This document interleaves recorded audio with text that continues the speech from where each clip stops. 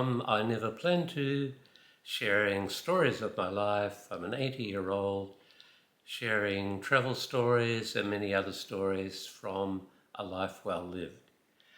And in my previous video, I just arrived in Perth, having travelled from New Zealand and crossed Australia on the Indian Pacific train, 3 days, 4 nights from memory.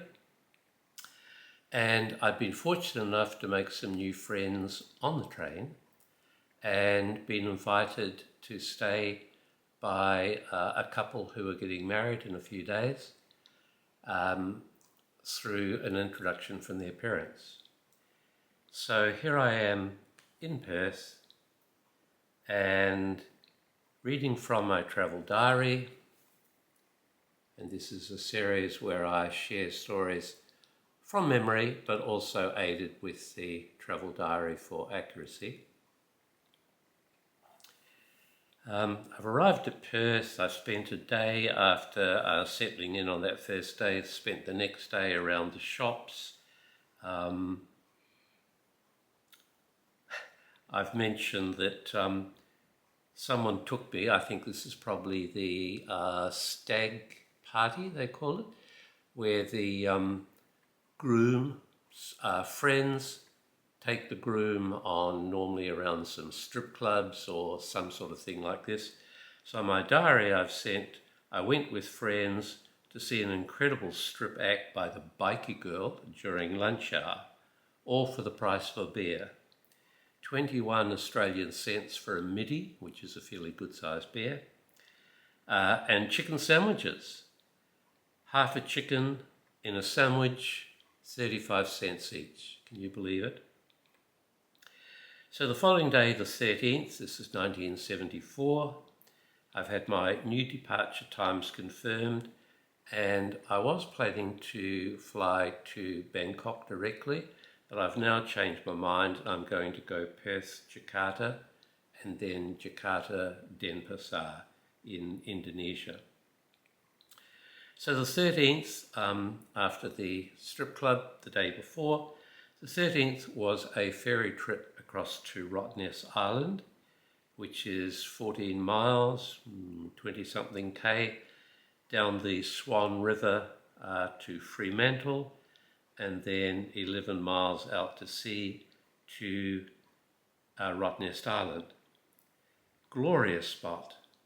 Cycled 12 miles, stopping frequently for an orange or a swim, and then back for Bill's stag party. So the strip club must have been the precursor to the stag party. Back for Bill's stag party at the Briar Patch Tavern. Wore my puke t-shirt and bloody well did. Now, an explanation. Puke is a slang term for vomit, normally from drinking too much alcohol. And I had a sickly pink t-shirt with a caricature of someone vomiting and in large letters the words puke. And I delighted in wearing this. Cringeworthy. And oh my goodness, my wife is going to be so disappointed in me for sharing such a thing, but there we are.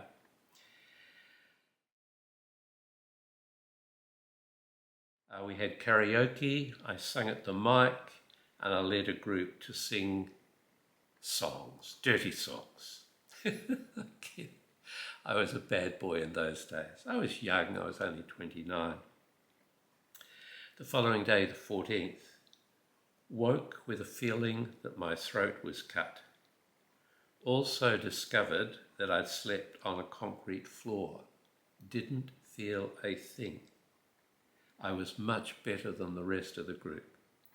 And I do clearly remember waking up, and there were so many people in the house, the couches were taken up, the beds were taken up, if there was carpet in the living room, it was taken up, and I and some others slept literally on the concrete in the garage, and I did not feel a thing out to it. Went to Kings Park with Fern and Ricky, superb views over Perth. All the trees lining the roadways through the park had a plaque of remembrance dedicated to the war dead, and bought a set of 24 glasses as a wedding present for Shirley and Bill. Spent the night watching telly. So that finished my time in Perth.